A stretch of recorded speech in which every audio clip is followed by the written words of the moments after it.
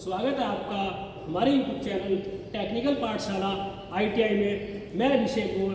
मैं आज आपको इलेक्ट्रिसिटी में फ्यूज़ के बारे में जानकारी दूंगा कि फ्यूज़ किस मेटेरियल का बना होता है और उसका हम यूज़ किस लिए करते हैं इलेक्ट्रिसिटी में। सबसे पहले हम बात करें, जो हमारे फ्यूज़ होते हैं वो डिफरेंट टाइप्स के होते हैं, जैसे कार्ट्रेज फ्यूज़, HRC फ्यूज़ यानी हाई रेप्चरिंग कैपेसिटी फ्यूज़ और किटकैट फ्यूज़।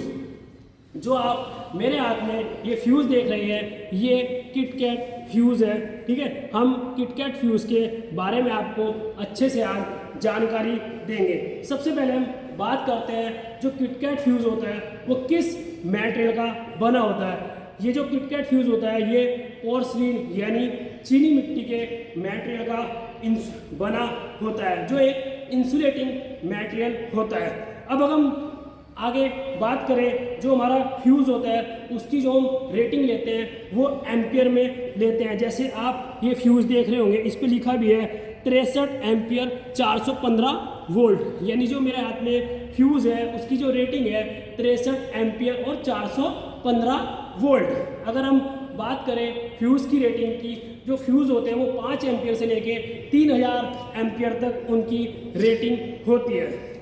अब हम इसके भाग की बात करें, हमारे पास देख रहे होंगे आप एक किटकैट फ्यूज़ है, इसमें एक कैट और एक किट भाग होता है। जो कैट होता है वो डिस्ट्रीब्यूशन बोर्ड यानी मेन बोर्ड में फिक्स होता है, और जो किट और कैट यानी जो किट भाग होगा वो डिस्ट्रीब्यूशन बोर्ड में फिक्स होगा, और जो कैट होगा वो मूवेबल पार्ट होगा, यानी हम उसको बाहर निकाल के उसकी जो वायर होती है, जब ये ओवरलोड और शॉर्ट सर्किट की कंडीशन में वायर ब्रेक हो जाएगी तो हम इसको चेंज कर सकते हैं। जैसे कि मैं आपको क्लोज में भी दिखा रहा हूँ, जब ये ओवरलोड या फिर शॉर्ट सर्किट होगा तो ये वायर पिघल कर ब्रेक हो जाएगी। अब हम बात करें, ये जो वायर होती है वो किस मटेरियल की बनी होती है। ये जो वायर होती है वो लेड और टीन की मिश्र धातु होती है।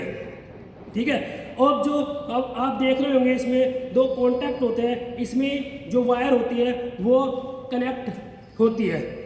ठीक है, अब अगर हम बात करें, इस फ्यूज़ का नाम रीवायरेबल फ्यूज़ भी होता है। रीवायरेबल फ्यूज़ हम इसलिए इसको बोलते हैं क्योंकि जब शॉर्ट सर्किट और ओवरलोड होगा, ये जो वायर होगी ये ब्रेक हो जाएगी, तो हम इसको दोबारा से जो इसका कैट भाग होता है उसको बाहर निकाल के इसमें वायर, इसमें तार को फिर से चेंज करके हम दोबारा से लगा सकते हैं। इसीलिए इस जो फ्यूज़ का नाम होता है वो रिवायरेबल या फिर किटकैट फ्यूज़ होता है। मैंने आपको अच्छे से इसके बारे में समझा दिया है। इसकी जो रेटिंग होती है वो एम्पियर में होती है, और जिस पे जैसे लिखा भी है 415 वोल्ट और 63 एम्पियर। ठीक है दोस्तों, धन्यवाद। तब तक के लिए आपको मिलते हैं नेक्स्ट वीडियो में। और ये जो हमेशा फ्यूज़ होता है वो हमेशा सर्किट के सीरीज़ में कनेक्ट होता है। बहुत बार एग्जाम में क्वेश्चन आता है जो फ्यूज़ होता है वो सर्किट के कैसे कनेक्ट होता है, तो वो हमेशा याद रखना कि जो फ्यूज़ होता है वो सर्किट के सीरीज़ में कनेक्ट होता है।